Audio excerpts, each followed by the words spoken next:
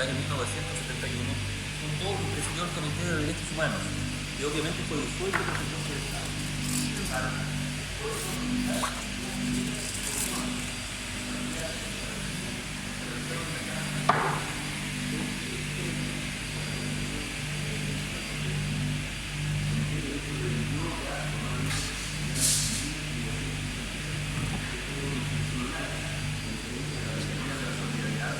Hace 5 años por la Iglesia Católica.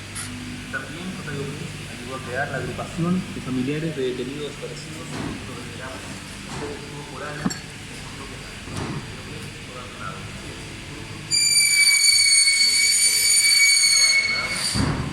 Bueno, sí.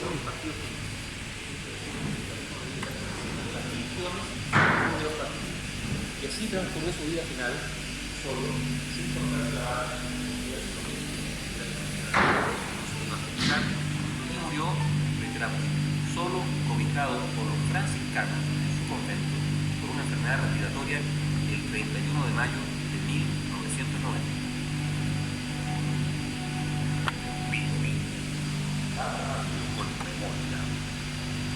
Ya comenzó el sale de descuentos de Cruz Verde. Aprovecha hasta 35% de descuento en medicamentos y vitaminas de laboratorios salidos. Para todos los sirve? socios del club.